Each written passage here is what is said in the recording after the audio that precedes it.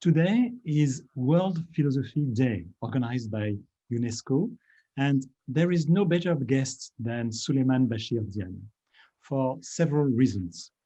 First of all, because he's a nomadic philosopher who travels constantly between three continents, Africa, Europe, and America. Then, because Bachir has opened the history of philosophy to multiple sources without limiting it to ancient Greece. Moreover, in his philosophical practice, he leads us to rethink and remap Western notions such as universalism or rationality by making them dialogue with other traditions, such as philosophy in Africa and the thought of Muslim philosophers. Souleymane Bachir Diagne is currently professor in the departments of French and philosophy and the director of the Institute of African Studies at Columbia University. Among his latest publications, let me quote African Art as Philosophy, Senghor, Bergson, and the Idea of Negritude, Open to Reason, Muslim Philosophers in Conversation with Western Tradition, published in 2018, Postcolonial Bergson, 2019, and recently published in translation in English, In Search of Africa, Universalism and Decolonial Thought, a dialogue with Jean-Louis Amsel, published by Polity Press, 2020. Bachir, welcome to La Maison Française of NYU. Thank you so much, François. And I thank also the Maison Française, and thank you for putting together this series and for inviting me to contribute with the presentation of my work. I would like also to take the opportunity to thank Guillaume and Sophie, who have been so helpful in the preparation of this session. Let me first say that your invitation to give a presentation of my work is very timely for me, as I just finished drafting a manuscript that I just sent to my publisher who is going to be Philippe Ray. It is an intellectual autobiography, a short one, as I still consider myself a young man on his way up. And we just agreed on the following title, in French, Le fagot de ma mémoire, the bundle of my memory, if I give a literal translation in English. And that title comes from a quote from Senegalese poet and storyteller Birago Diop, who wrote, when memory goes to collect dead wood, it brings back the bundle that pleases it. So my presentation to you of my work is a part of that autobiography. It is, so to say, a bundle from the bundle. Translation, that is the first word I'm going to pronounce when I present my work, because translation is really the thread that connects the different aspects of my work. As you mentioned in your generous presentation, I worked on mathematical logic, on Islamic philosophy, and also on African thought. My very first works are on the history of mathematical logic and Boolean algebra. And that history already is that of the translation of classical Aristotelian logic into the language of algebra, or rather into algebra as a language.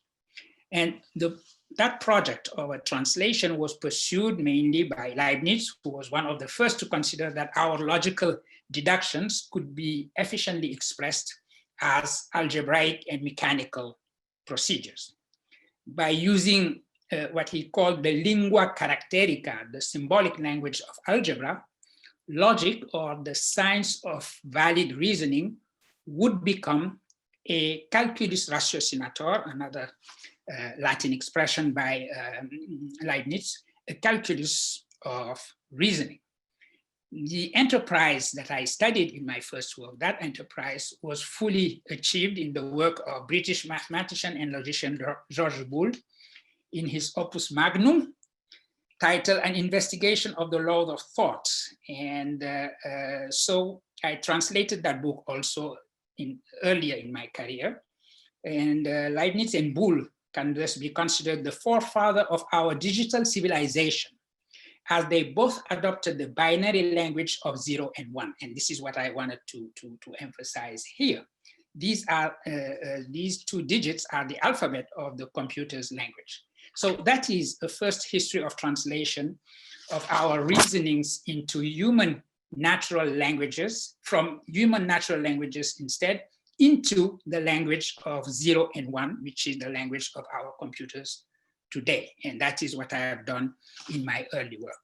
So both Leibniz and Boole believed that such a language, the mechanical procedures of algebra, could be understood to be the realization of the universal primitive Adamic language that manifested the oneness of humanity before the catastrophe of Babel.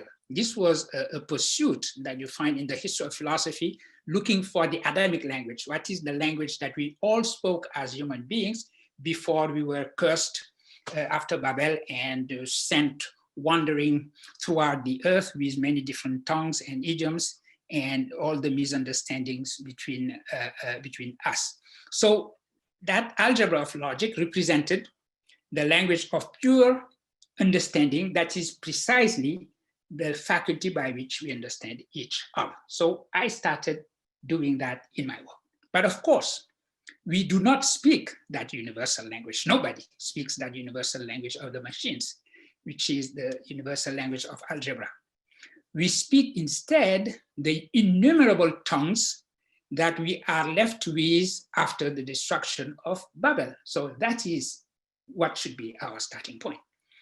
These languages that we speak are imperfect precisely by being many. And here I am quoting a famous statement by Mallarmé, who famously wrote, as you know, in Crise de Vers, les langues imparfaites en ceci que plusieurs manquent la suprême.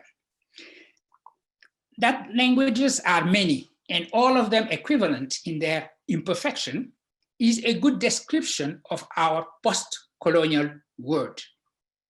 And it is an invitation to think our post-colonial moment. So I distinguish these two expressions. Post-colonial word names the reality of our world that has ended almost entirely colonialism. While post-colonial moment refers to the philosophical and the epistemological significance of decolonization. So that is what I'm going to deal with here.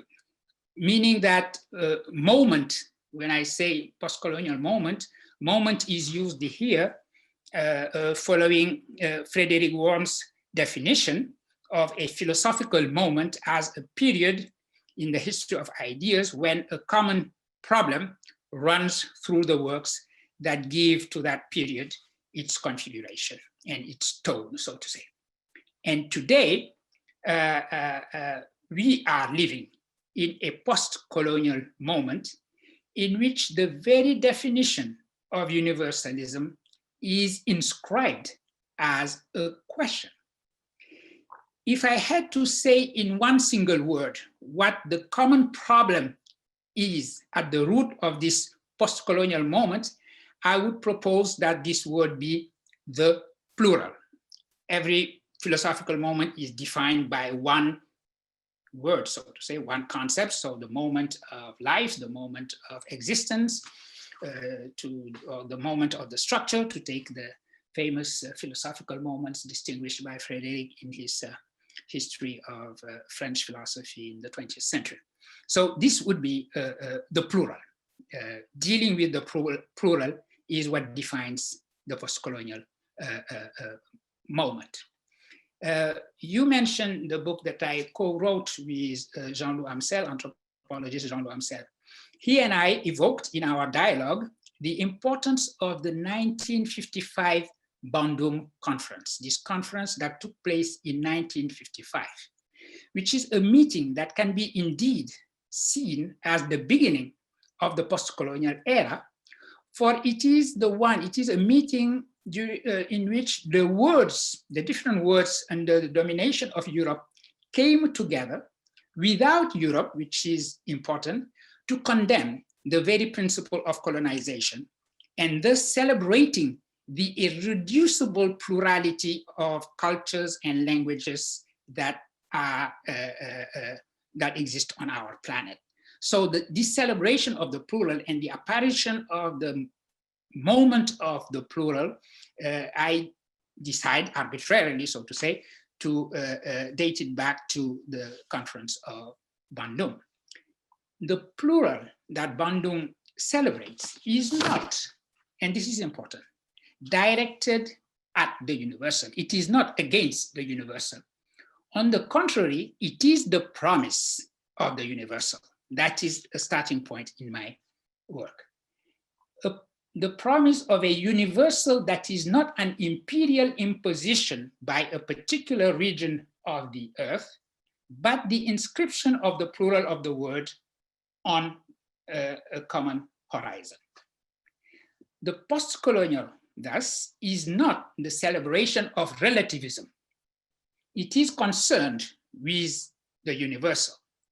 To speak in the name of the particular as such, in recusal of the universal as such, simply does not make sense. Many people are saying, well, those post-colonial subjects are claiming their own particularism instead of embracing the universal. Nobody, I mean, it doesn't make sense to say that somebody in the face of the universal would claim the particular. But to say, on the other hand, that the universal cannot be the property of a single province of the world is to invite a movement towards what Aimé Césaire called famously un universel riche de tous les particuliers, a universal that is rich with all the particulars, and such a universal is not given. Again, it is a horizon. After Césaire, post-colonial thought repeats that the question of a universalism that would only be the manifestation of a European exceptionalism is, to question that is an invitation to march towards what has been labeled pluriversality. So using that term of pluriversality, I fully agree with those who coined it, and in particular with Walter Mignolo, when he insists that this is a universal project. Pluriversality is a universal project. For one should not read in the pluriversal the opposite of universal, but the interpenetration of the plural and the universal. If to the word plural used to describe the nature of the post-colonial moment that we are living through, I had to add another, it would be the word dialogue. It is certainly necessary to start from the plural of cosmologies and the languages in which those cosmologies are expressed. But it is also necessary to understand that the march towards pluriversality means that those cosmologies are open to one another, that they enter into dialogue, and that they are transformed in the movement of their translation. Translation is possible between them. They are not just juxtaposed, they are open to each other. So the plural universal, that would be Mignolo, or the truly universal, that is an expression from Immanuel Wallerstein, or the horizontal universal, that is an expression from Maurice Merleau-Ponty, or what Senghor, Léopold Sédar Senghor, simply called, quoting Pierre Théard de Chardin, the civilization of the universal. All these expressions, all these concepts share the common goal of naming the post-colonial universal as the task of this moment we are living in a plural world whose configuration is no longer that of a center and a periphery. That is the configuration of my own work. It is such a word that the think tank created under the name Les Ateliers de la Pensée by Felwine Sarr and Achille Mbembe has been exploring for a few years now, and with which I am pursuing my work, along with my good friend Yala Kisukidi, who was with you, having a dialogue with you a few weeks ago. It brings together, this think tank brings together authors and creators who share to think that African issues are planetary issues, and that planetary issues are African issues. They come from multiple disciplines and horizons, and they share to confront and consult points of view articulated from an African perspective. The said African perspective itself is totally open. There is not one single African perspective, of course. Now, to speak more specifically of my work within that open space of Les Ateliers de la Pensée, I came, in fact, to the question of the universal in a post-colonial, post-Bandung world in the early 1980s, when I was a very young scholar. And I started exploring that concept of a horizontal or lateral universal that I mentioned earlier. To tell the truth, I had discovered that concept, which has become central to my work, indirectly through the criticism that French philosopher Emmanuel Levinas had made against any notion of a horizontal universal. Levinas had, in fact, asserted that universality and humanism were in danger once we had fallen into a decolonized world, the world of Bandung, of the post-Bandung world, where all cultures would now consider themselves equivalent. That was the goal of Bandung. Without the recognition, said Emmanuel Levinas, that only Europe, in a unique and eminent way, embodies these values of universality and humanism, and that from the top of its spiritual domination, it has the mission of orienting the rest of the world by, and I quote Emmanuel Levinas, cultivating without colonizing, since such decoupling had now happened, humanity will find itself in a world that is disoccidentalized, but above all, disoriented. This is my first encounter with this question of the opposition between the universality understood as Emmanuel Levinas understood it, being the exceptionalism of Europe, and his criticism of a notion of horizontal universality. Much has been published in the field of post-colonial studies in the US about the detestation that Levinas had for what I have called the post-Bandung world. And this word is not too strong. And about the relationship of his philosophy of the other, philosophie de l'autre, du visage de l'autre, to the non-European other. When he speaks about the non-European other, the tone of Emmanuel Levinas does change. Those he labeled in Difficult Freedom, Essays on Judaism, the countless masses of Asiatic and underdeveloped peoples. This is an expression from Emmanuel Levinas in Difficile Liberté. From this rich literature, I will just mention the work by John Drabinski, Levinas and the Postcolonial, Race, Nation, Other, he published in 2013.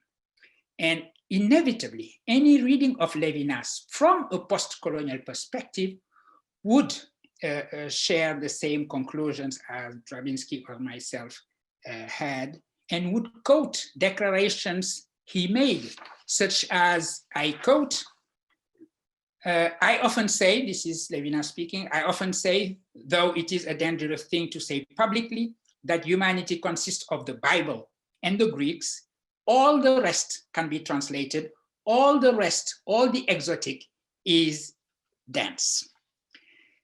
I make the precision that the questioning of Levinas' Eurocentrism and condescendence, to say the least, vis-a-vis other cultures than the Bible and the Greeks, evacuated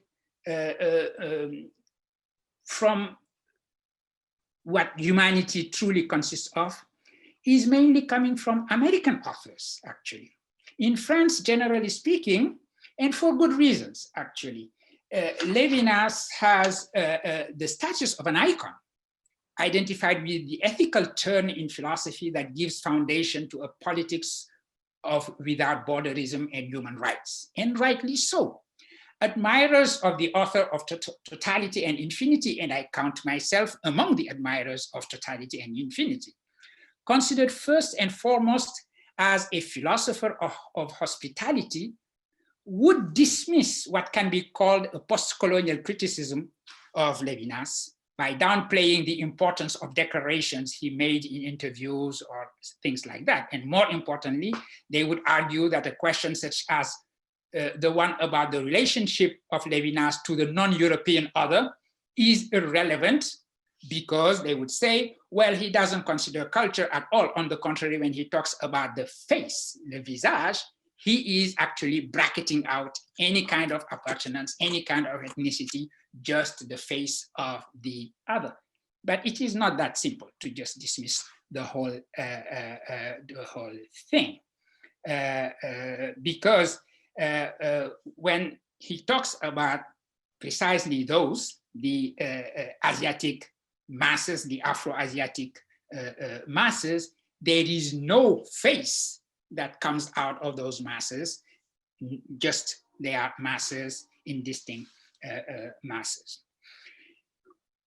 So this is an important aspect. This is a text, Levinas, Emmanuel Levinas' text, Humanism of the Other, where he denounces what I have called the post-Bandung word, because this word is a saraband, and again, I'm quoting him, a saraband of innumerable cultures, all of them equivalent.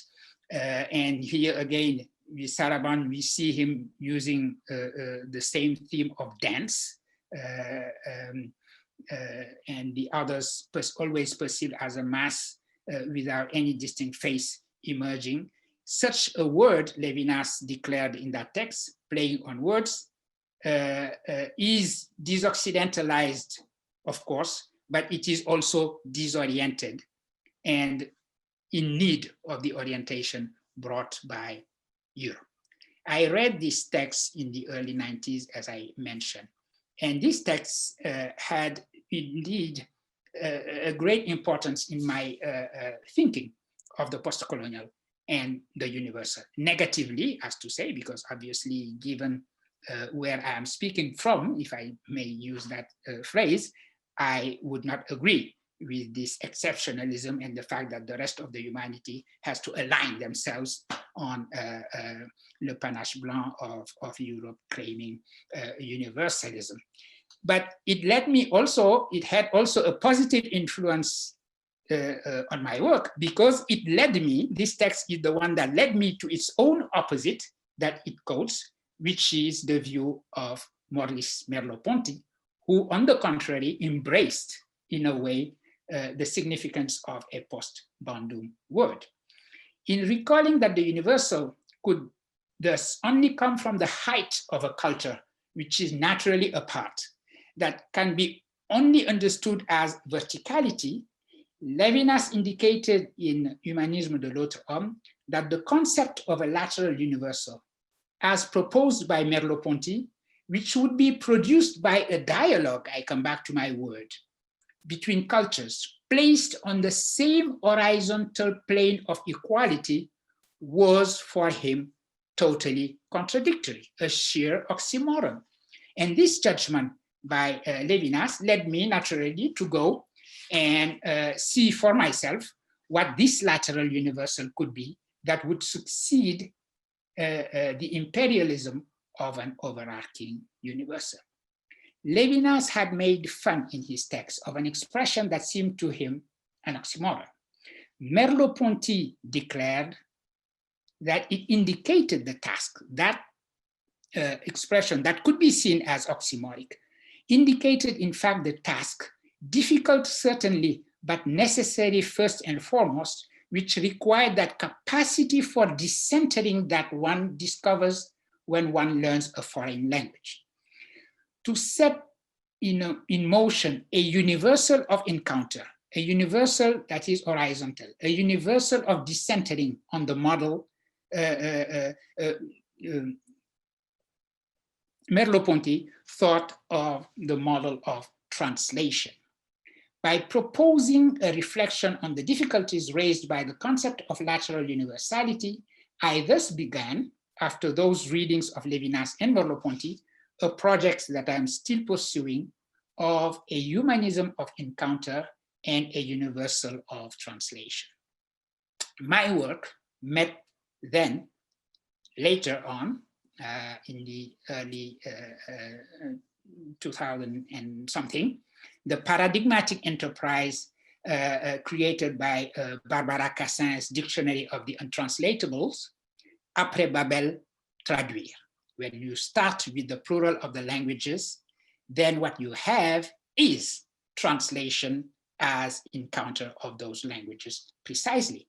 Before, I always remind people of that, before Umberto Eco famously said that the language of Europe is translation, Ngugi wa Thiong'o wrote that the language of all languages, not just limited to Europe, is translation. So that is what we should be pursuing when we are pursuing humanism and universality.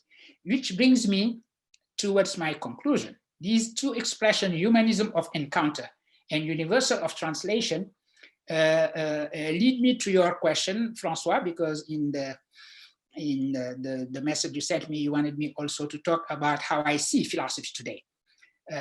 So I will limit myself to France and single out, to answer your question, two books that seem to me to answer that question. One is Francis Wolff's Plaidoyer pour l'universel, a plea for the universal, and the other one is Frédéric Worm's Pour un humanisme vital, towards a vital humanism. Why these two books? I could have quoted others. First point, humanism is claimed again in these two books, and that is a definition of our moment, but universalism is claimed in a totally different way from what it meant in Humanisme de l'autre homme by Emmanuel Levinas. It seems to me that these two books speak to the universal of translation and humanism of coming together to face common challenges. And I believe that this idea of a universal, which means humanity coming together to face common challenges, should be our point of departure when we try to think about humanism today and universal today. The sense of the universal is connected to the common challenges humans in their totality are facing. The sense, and it comes from the sense of our vulnerability as humans and the fragility of our habitat, which is our planet Earth. It is remarkable, when I quote these two books, it is remarkable that although both of them were published before the pandemic, they do speak to the current COVID-19 crisis, because they both say that at the foundation of humanity is the fact of life, the fact of the living, the fact that we are living beings. We are living beings, the title is one title of a chapter in Wolff's book. So humanism of encounter is primarily about protecting life, our life and that of our planet. And that was the second point. And the third and final point connects what I just said about those two books and the redefinition of humanism today and universal today to my current reflection of a Bantu word, which is the word Ubuntu. Ubuntu has been internationalized, so to say, and given currency by Nelson Mandela and Desmond Tutu when they enshrined that word in the Constitution of South Africa, when post-apartheid South Africa was being built, and they thought that this notion of Ubuntu, being human together, achieving our humanity together, in togetherness and in reciprocity, was the best way to build that rainbow nation that they had in mind. Affirming together our common humanity as a creative force opposed to death is the definition of life given by Xavier Bichat, as we know, and Claude and Pasteur and Claude Bernard. It is also what many traditional African cosmologies say, and that is the meaning of Ubuntu. This is the connection I'm making between my study of African cosmologies and languages and this vital humanism of today. Second, because one should not be naive about Ubuntu, thinking that we are just going to sing dialogue and calling everybody to come to a kumbaya, and we'll be all singing the song of unity and so on. This is not, the word doesn't work like that, because the world is full of inequalities, we know that. So precisely to oppose inequalities within and between nations, so that each can be reconciled with itself and feel like a parcel of humanity in solidarity that we must continue to work to achieve, that is also a definition of Ubuntu. So Ubuntu is not naivety. And the words I have used show that it is also the definition that Jean Jaurès gave of socialism. And that is the same as the meaning of Ubuntu. So at this time when we are celebrating, I don't know if you are celebrating it or eulogizing it, the birth of the party created by Jaurès in 1920, I thought it was appropriate for me to end on his name. Thank you. Thank you so much, Bachir. Thank you. So there are so many questions, and I just would like to say that, first of all, that the attendees could ask you questions through the Q&A. You just have to click on the button on your screen, the Q&A, and I will read your questions. So, Bachir, we'll start to discuss you and me, waiting for these questions. Well, yeah. There is such a contradiction between the philosophy of the other by Levinas and this outrageous declarations, because, well, it's shocking, you know. But, well, that's very interesting the way you, well, you contradict Levinas by showing that, yes, the other, in fact, that's not all the other, that there's only the European one. Even, you know, in for example, in Ethique and Infini, I remember Levinas saying that identifying someone through race or something, or ethnicity, is really unethical. And well, if you label someone through race, it's because you don't see the other, but you look at the other through the eyes of a third person. But yeah, well, this generous declaration, you know, doesn't fit with this terrible comments about Asiatic and African masses. You know. So my question would be about your philosophy and the fact that you keep this notion of universalism, even, of course, that's universalism by translation, and that's very very interesting, inspiring. But why do you want?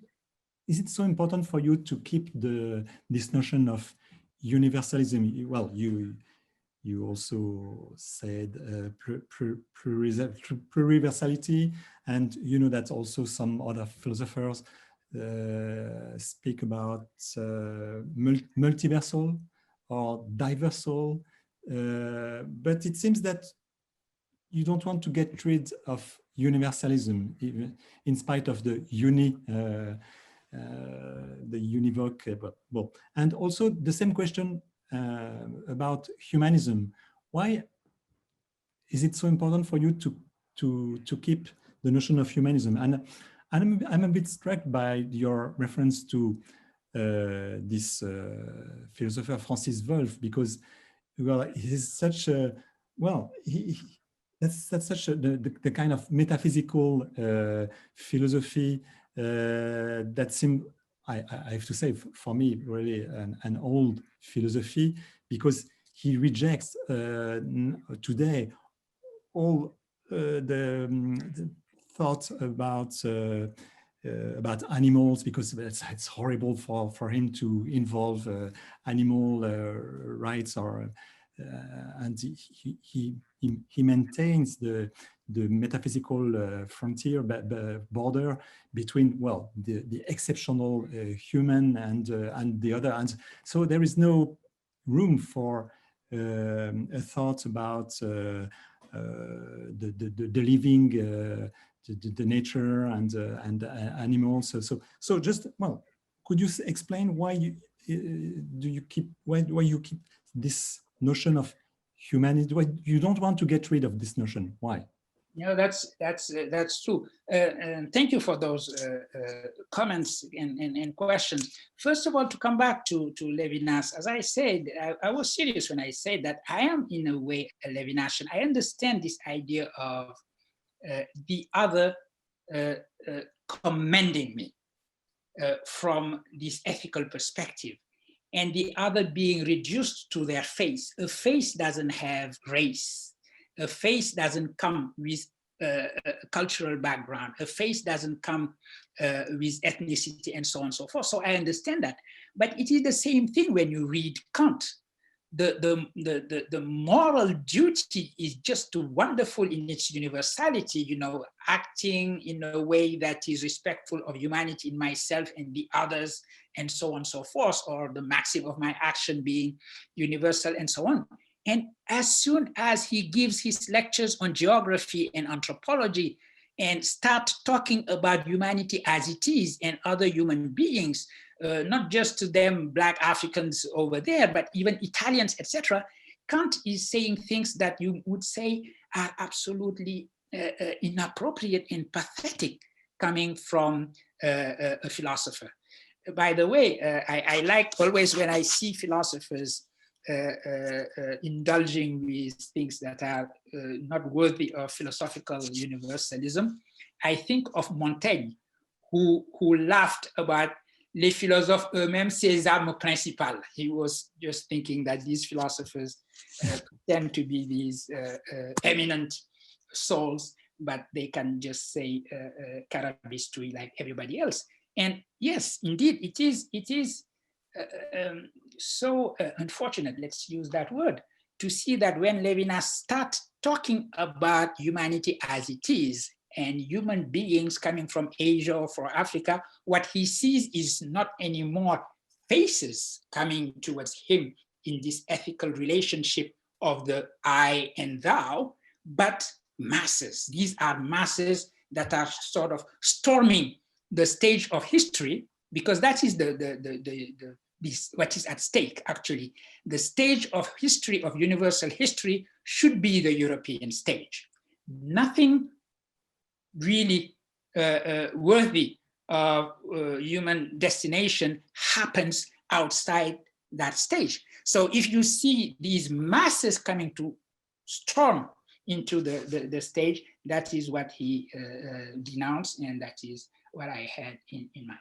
Now, to come back, you are right. I mean, why do I still insist on universal? And you remember our mutual friend whom you introduced me to back then, Edouard Glissant, asked me that question after a lecture I gave in the Institut du Tout Monde.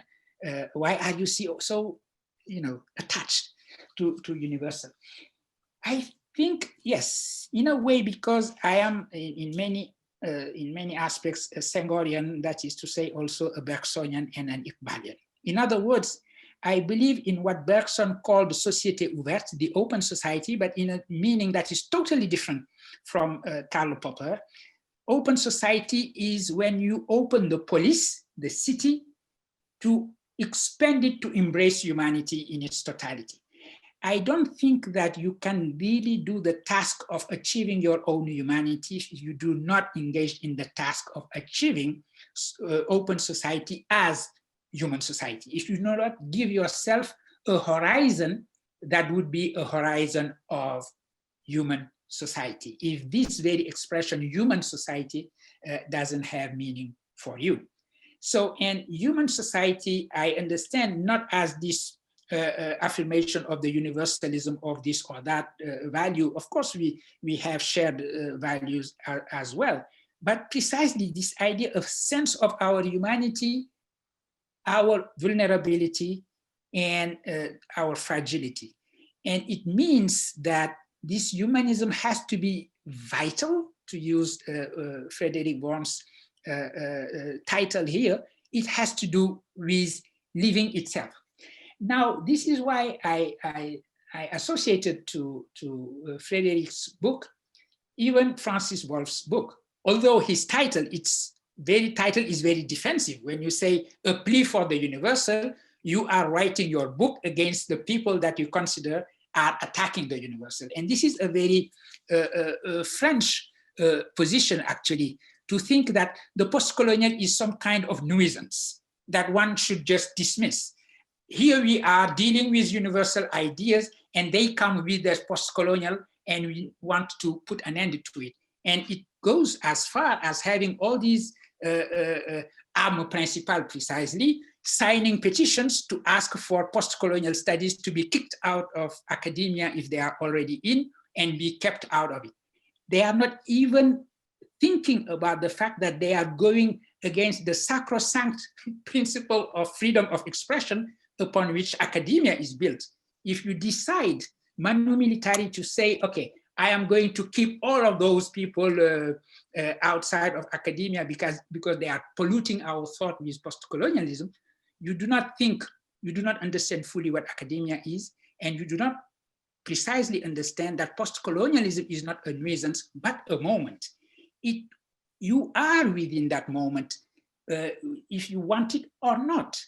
And we are in a moment when universalism has to redefine itself.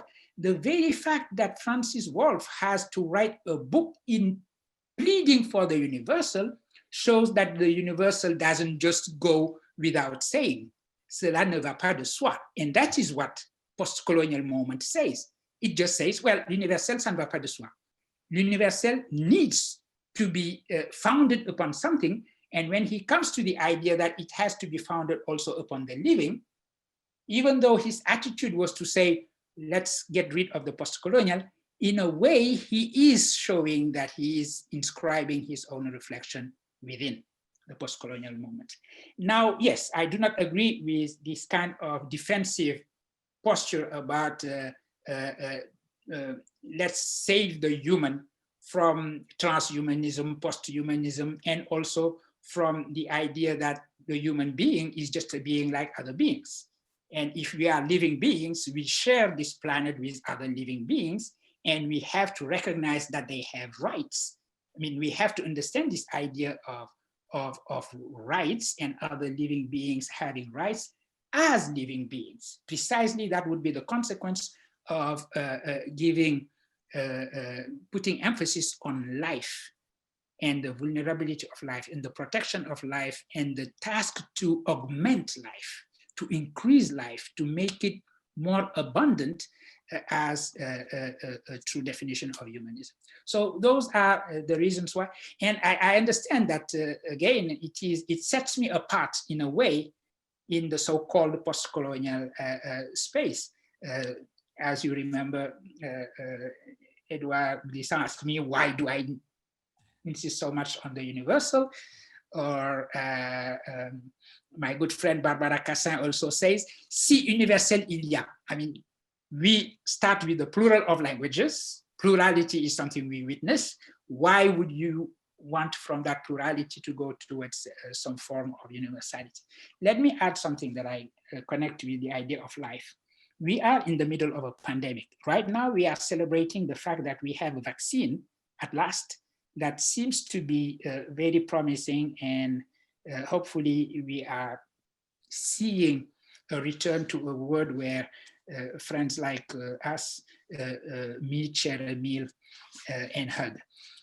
So, but this is a way of coming together. In a way, we are reminded that we share the notion of truth. Everything that is happening right now in these elections in America where we live is reminding us of the importance of sharing truth, having a same horizon of truth. And also science. So if we believe in decolonial thought and epistemologies from everywhere, epistemologies in the plural, etc., in a way, our experience going through these pandemics and coming together as a humanity to celebrate the notion of a vaccination that has very universal protocol of verification. You have to go through phase 1 and phase 2 and phase 3. Make sure that if you have this amount of people, 95% are responding in a way, or we are dealing with something universal. And so we cannot just say that, well, everybody there, each has their own epistemology, all epistemologies are equivalent. Yes, I believe that. I understand that we have different cosmologies, and we have cosmologies precisely that are not affirming the centrality of the human being, on the contrary, insisting on the relationship between the human being and nature. And these are wonderful cosmologies for that reason. But we need to have something universal beyond a simple juxtaposition of cosmologies, and our march towards getting out of these pandemics and believing in science, common truth that we share, is the best plea for the universal that I could articulate. Thank you very much, Bachir, for this convincing answer. There is a question by Niklas Pletzer. I quote, Professor Diagne, how would you describe your relationship to the tradition of radical democratic theory? I'm here thinking of authors such as Jacques Rancière, Étienne Balibar, and Ernesto Laclau, who seem to share some of your conclusions about rethinking of universality. To what extent do you see yourself in dialogue with this tradition? Would you see a Eurocentrism at work in their theories of radical democracy and their thinking of universality? That's a great question. And actually my relationship with that theory is very direct, because it goes through my continuous conversation with a friend that I like very much and admire very much, who is Étienne Balibar. I mean, as you know, Étienne Balibar is now my colleague at Columbia as well. And this is a question we discuss, and I agree. To keep my answer to that question short, I agree with this theory of radical democracy, and I agree with, in particular, the significance that Étienne Balibar gives to it when he talks about our march towards what he coined as equaliberte. So yes, I understand that Eurocentrism is always possibly re-emerging in the approach itself, but as it is examined with multiplication of the perspectives, trying as much as possible to integrate perspectives that were not usually integrated by the left, even in Europe, from the part of Étienne Balibar and the others, Rancière to a certain extent also. I totally agree with that, with their approach. Yeah. Étienne Balibar has a wonderful book, by the way, that he collection of his writings about the universal that he titled in English, at least the title is just Universals in the plural. I think it is in French also, Des Universels. Okay, second question by Hal Glasser. Thank you for the insightful presentation. Does capitalism, which is often upheld as a universal that successfully translates across borders, fit into the picture of horizontal universalism? Do you see it simply as a residual symptom of colonialism, or is there a version of capitalism that can support the aspirations of non-Western cultures? Well, no, I don't think that capitalism is that kind of horizontal universalism as well, although Lenin famously said that imperialism is the last stage of capitalism. And of course, we are now in the era of global capitalism, or what is called sometimes absolute capitalism. But at the same time, we have to understand that capitalism does not unify, it dissociates. It dissociates because its very principle of greed and competition and exploitation is precisely a principle of dissociation and fragmentation, and not a principle of unification. And just to give an example, we have a word which is global, if we understand by global, unified by the market and the circulation of the market, and everywhere wherever you have a pocket of socialism, it is dismantled the next day by the IMF or the World Bank or the like of those. So all the experiences of socialism in Africa, for example, African socialism as experimented in Tanzania, in Senegal, in other places, have been wiped out by this in the name of a unified market. But at the same time, it is a force of fragmentation because inequality belongs to it. I mentioned very quickly in passing Father Teilhard de Chardin, this theologian, philosopher, Christian philosopher, very close, in fact, in France, but very close to what we associate with the theology of liberation. And his idea is that precisely in order to have a civilization of the universal, you can only have forces that converge towards that civilization of the universal. Whereas capitalism dissociates, it doesn't create convergence. It creates a unified market. It doesn't create a humanity that comes together. In other words, Ubuntu is socialism, and it is the cosmological forces of socialism bringing us together as a humanity, fighting inequalities, fighting between nations and within nations, with a horizon of universality in the sense of unification and a sense of our shared diverse humanity, while capitalism is not about that. Capitalism dissociates. Yeah. Mm-hmm. Okay, thank you, Bachir. Could you talk about your vision of philosophical practices today and the difference you see between the situation in the United States and in Africa and in Europe, in France? Could you say, because well, you're kind of a go-between these traditions and these practices. Could you say something about the difference or the resemblance between these practices? Well, let me take as an entry point to look at where we are, something that is shared, which is a reflection on the significance of democracy.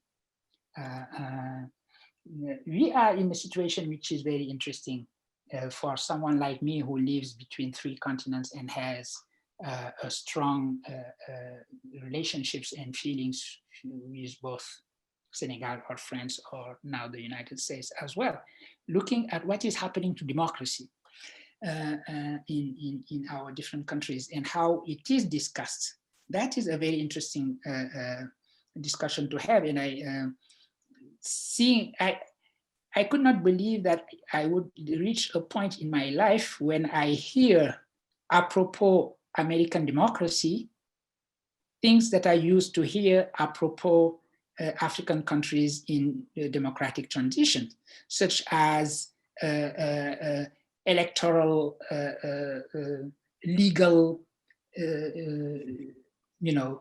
fight, or rigged elections, and so on and so forth.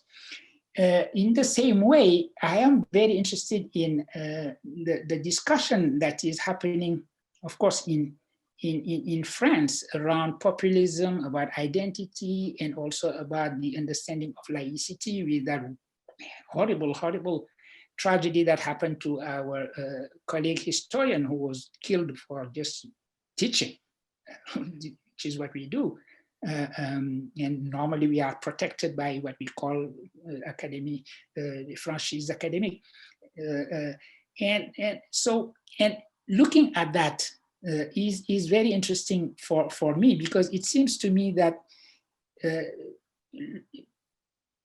asking the question of what is democracy, what are those democratic principles that we are talking about, freedom of expression, etc., in three different contexts like that, is full of teaching and lessons for me. And I plan, if I finish this book I'm working on, to come back to that and look at translation in that very with that very meaning of taking advantage of the fact that I live in different locations and looking at one single question and problematics from three different perspectives, open to me by the fact that I am basically nomad in my permanent dislocation. Coming back to the question of democracy and what you said about France and laicity, could you say something about this amazing misunderstanding between France and the United States regarding the free speech or liberté d'expression and the question of the blaspheme, because, well, you have probably read the speech or the text by Macron calling the New York Times and a journalist to say, well, you don't understand anything about France. I will explain you that we are different from you, and that's a kind of discussion between the Republican universalism from France and multiculturalism in the United States or in Canada. And, well, could you say something about a possible translation? Because for now, that's a complete misunderstanding. Sure, and I believe that the first step towards translation is to avoid oversimplification. There is this simplification that I always hear when, in particular, a French politician is speaking, considering that, oh, here we are in the land of universalism, where nobody is coming from any kind of community or any kind of ethnicity or any kind of religion. We only deal with people as citizens in the public square. And over there, them Anglo-Saxons, they have this juxtaposition of communities, and everybody is defined by their pertinence to these communities. I mean, this is an absurd simplification. It is not true, but it is a kind of talking point of politicians mainly, anytime they have to explain what they consider to be a very particular relationship that France has with the universal. I mean, this is very French to think that France has a particular relationship to the universal. Something which is true, actually, is that French laicity is absolutely unique, because the history of French laicity is unique. French laicity coming from the fact that the church was defeated by the Republic, because the church fought against the Republic and was defeated. So the definition of laicity came from the defeat of a religion. Now, if you are asking people to acknowledge and maybe imitate what you consider to be your universal model of laicity, you are asking them basically to have the same history as yourself, which is totally doesn't make sense. I mean, if we take this country, I consider it a very secular country myself, but it came out of this idea of putting together people who would be coming from different religious horizons and having pluralism, and religious pluralism in particular, and making that happen. In my own country, Senegal, so now I'm doing the kind of travel you were inviting me to do. In my own country, Senegal, although it was a French colony and adopted the same word in French called laïcité, Senegalese laïcité has nothing to do with French laïcité. Senegalese laïcité was defined as the equidistance of the state vis-a-vis religions. They do not intervene in politics. So you have this separation between church and state, let's use those terms, but at the same time, you do not have this kind of fear of religion appearing in the public square in the form of a hijab or a cross or a kippah and so on and so forth. On the contrary, the religions are invited to participate in nation building, to bring to it the best they have in terms of education. Same thing if you look at Germany. If I was living in Germany, I would be paying a tax that would be returned to the mosque. And so this idea of having all your citizens flourish in what they want, and an aspect of what they want being to flourish in their own religion. So it is normal that you have these differences. Now, when I followed this exchange between President Macron and what the report that is in the New York Times, I saw it also in Le Monde. I'm a subscriber of both New York Times and Le Monde online. So it was interesting to look at that and to hear this complaint about not really manifesting solidarity when it comes to the so-called Voltairean spirit of France, where caricatures are a manifestation of that Voltairean spirit. I remember when there was a kind of universal invitation to newspaper to publish those caricatures to make a point precisely. The New York Times said that they did not see why they would make a point about freedom of expression by insulting 1.5 billion people in the world. What is the point of doing that? Just to show that you can.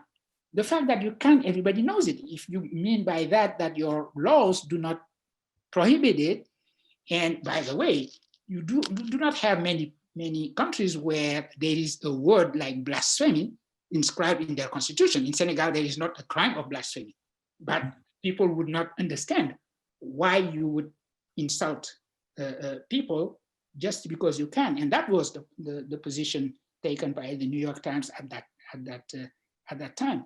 We have to remember the philosophy which is behind freedom of expression. When it was expressed by philosophers, when it was expressed by Locke, for example, the idea was if you have a free market of ideas, as Obama says from time to time, using the word market here. If we have a free market of ideas, eventually what will emerge would be the best ideas. So you have any kind of problem posed by this free circulation of ideas should be tolerated and accepted in the name of that wager, which is that the best ideas will eventually emerge, and this will mean a progress of humanity. So yes, when something is at stake, yes, but just to use the freedom of expression and showing I am using it because I can, when you have no stake behind it, is something interesting to see, and that is the way in which I read that transatlantic discussion. Nobody is more attached to freedom of expression than the United States. I mean, here it is absolute, which is not in France. In France, there are things that you cannot say in the name of freedom of expression. Here you can say anything. The first manifestation of it that was enlightening for me when I first came to Chicago, when I was told about this march of Nazis, neo-Nazis, in the streets of Skokie in the suburb, one of the suburbs of Chicago. I lived in Chicago, so I know what Skokie is. This is a Jewish neighborhood. So these people were marching in the streets in a neighborhood where many people were probably Holocaust survivors or children of Holocaust survivors. And still they were allowed to do their march in the name of freedom of expression. And because they were allowed, those people were manifesting their own inhumanity. The people who were in their houses, not trying not to listen to what they had to say, those were really the embodiment of humanity and what humanity truly is. Here you had really something important, crucial, essential about humanity at stake in the respect of freedom of expression here. saying, I hate what you represent, I hate who you are, I hate what you are saying, I hate your march in our streets, but I am going in the name of freedom of expression to allow you to do that. Here something is important, but to just say, oh, I have a Voltairean spirit, this is the spirit of France, so I can insult any amount of human being that I want. I don't think that this is not something just. Okay. Okay. Just a short comment that your argument could be also reversible, that the fact that France can't impose its own history of laicity. Well, we could say also that the United States can't impose its perspective on multiculturalism to France. Sure. And so this is why I like to come back to this Bergsonian notion of the open society. What is an open society is a very important question we should be posing. Posing it in a way which is not the way in which it is usually posed. One question which is addressed to Islam is to say, oh, to what extent are you Muslims compatible with the open society? In other words, is Islam compatible with republic, with modernity, with the open society? Well, one way of asking that is to say to what extent what you call open society is open enough to have also people who say that they are Muslim and who are living their faith in a widely de-Christianized society. Those are different ways of posing a question, which is much more difficult than I have a particular relationship with universalism and you do not understand me because of that. Yeah, thank you, Bachir. There are two more questions. One by Sarah Fadamini. Could you clarify if the conception of post-colonial philosophy you presented is a description of what you think is happening or a project? Do you think that history today confirms openness, pluralism, and diversity, ambition by post-colonial studies?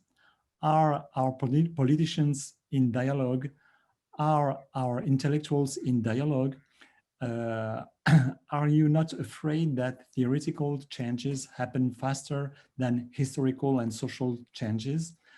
Are you not afraid that post-colonial theory may fail to describe reality? Maybe pluralistic theories express a desire for a way in which the world should be rather than describing the way in which it is. What do you think? Well, that's a great question. And this is why actually this distinction between theoretical theory and reality, theoretical post-colonialism, what would be the failure of post-colonial theory, actually, to describe reality? And this is why I use these two expressions. There is a post-colonial reality of the word, first and foremost, before there is a post-colonial philosophical moment. In other words, post-colonial is not going to fail because post-colonial is the world in which we are living. There is it is a reality that we are in a decentered world now. You do not have anymore Europe or Euro-America as the center of the world and the rest of the world being the periphery of the world. Everything that is happening in the world right now, the emergence of different poles, the Chinese pole and the Chinese form of universalism represented by what they call the Silk roads and their own representation of the world is in direct conflict with usual Eurocentrism, etc. So this word is becoming anyway post-colonial. So post-colonial in that sense cannot fail to describe reality. It is just reality that you describe as being post-colonial. But I do understand the question also as it is posed to us academics. We are dealing with the post-colonial theory. And this brings me back to what you were asking, Francois. This is precisely why I still hold to a horizon of universality, precisely to avoid that kind of failure. Failure would be to end up with juxtapose the humanities in the plural, where our post-colonialism would mean that our own only interaction in the public square would be everybody coming to that public square and performing their own identities. So you have no argumentation going on. People would not be talking to each other. You would have only juxtaposed discourses, and that would be the triumph of the kind of multilateralism that Francois, you mentioned, and that President Macron doesn't want, and he is absolutely right.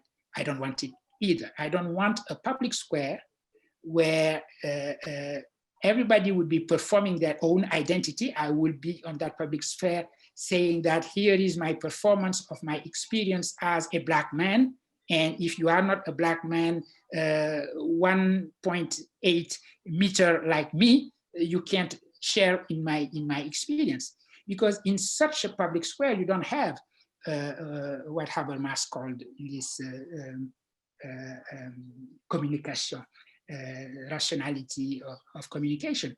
Every single argument would be ad hominem, literally, because every single argument would be just the argument of one given experience performing itself, its own identity on the public square. And that would be a tragic failure of humanism. Mm-hmm. Yes. Thank you. Another question by Emily Apter. Thank you. Hi, Emily. Hi, Emily. Thank you for this discussion, Bachir. I wonder if you could go back to your early interest in logic and its mathematization as basis of digital knowledge alphabets. What is the relation of translation, cultural, philosophical, political, to formalization in your current thinking in relation to translation as a pluriversality project? Well, yeah, actually, thank you so much, Emily, for that question. And I am precisely in a phase where I'm returning in a way to the binary system 0 and 1, because I love this idea still of a language of the machines in which we translate our natural languages. And I'm following the progress of translation via the use of the binary system. I am fascinated by how far now we have come with translation by computers. When I introduce a text in French in Deep Translate and it comes out in English, I have very little to add to what I have. And this is amazing. I remember a few years ago, everybody thought that there was an internal limitation to the capacity, to the possibility to have mechanical translation like that. Not a de facto difficulty, but an internal limitation, because you were saying, well, there is no way the computer is going to understand the production of meaning. Well, guess what? The computer took a detour. Instead of attacking directly the question of translating meaning, it just accumulated data. Everything having been already translated, you just go through the data and you look at how this particular sentence was translated in this particular location, etc. So you do not have to address directly the question of meaning. You, on the contrary, use that detour. And this is fascinating for me, because it is only done with 0 and 1. That way of translating our complicated reasoning and our mental and intellectual procedures into the language of algebra, as Leibniz did it, and Boole. That is an aspect of my fascination with this.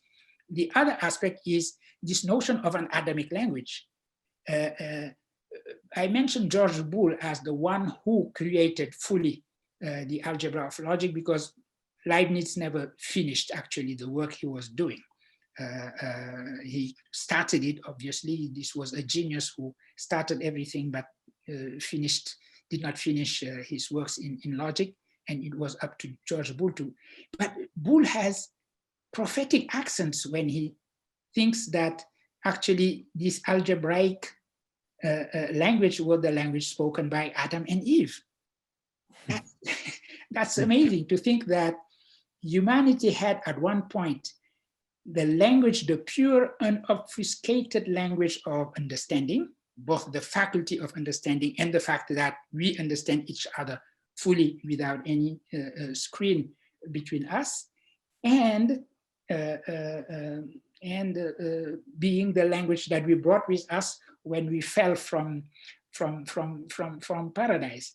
So yes, I think that it is still important when we think about translation to keep in mind the problematics of the universal language, the fact that humanity has had the nostalgia of a universal language that probably never existed, but that this nostalgia is still a driving force behind our notion of translation.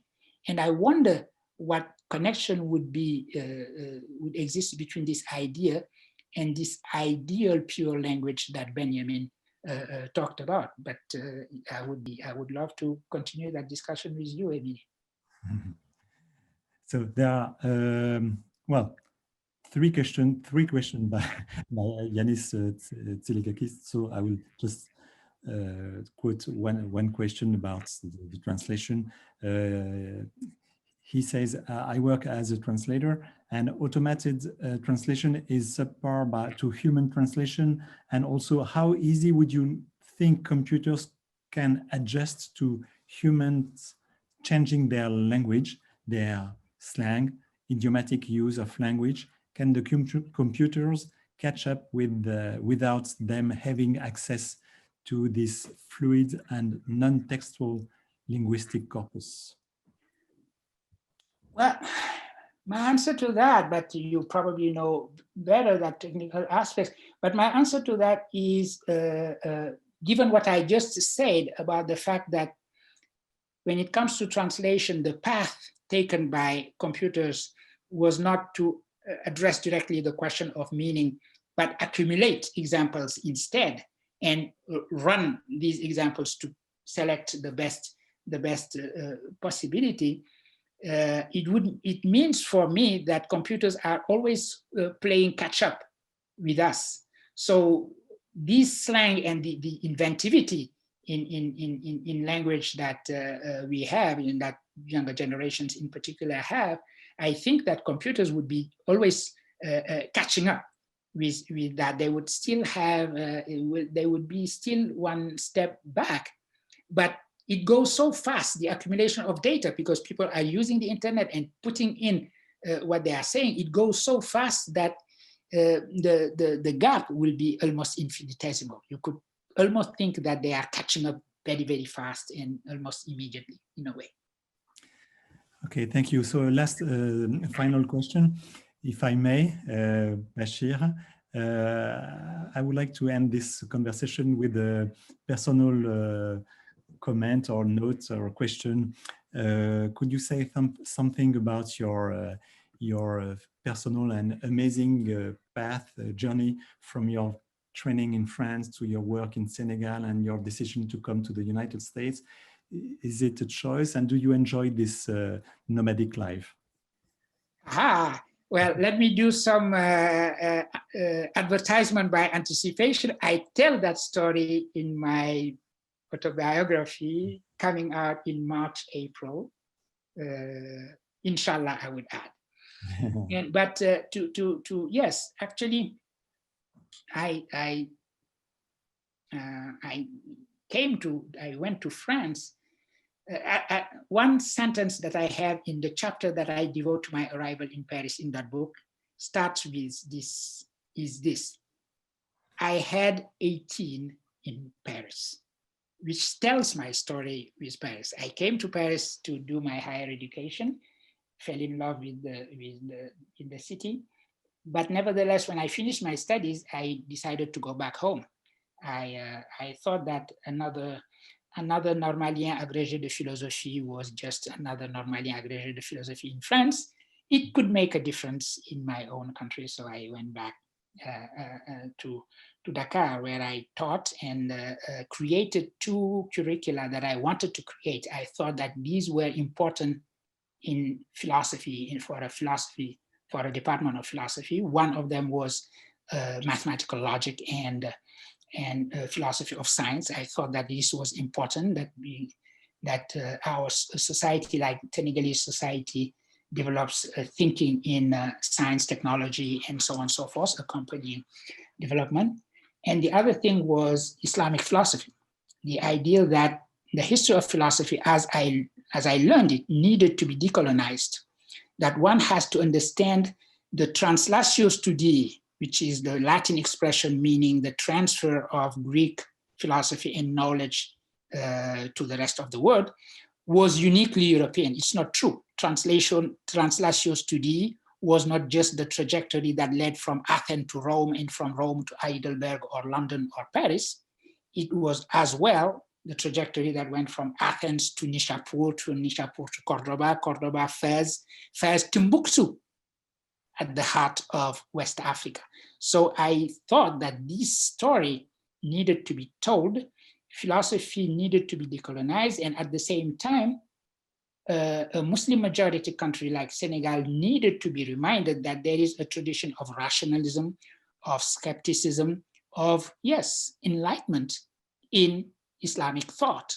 And if you do that, you are countering, in academia at least, with your own academic means, the fanaticism that we are seeing being so lethal and murderous in our times. So these were things that I thought important to create, and I think I did. I contributed to creating those curricula.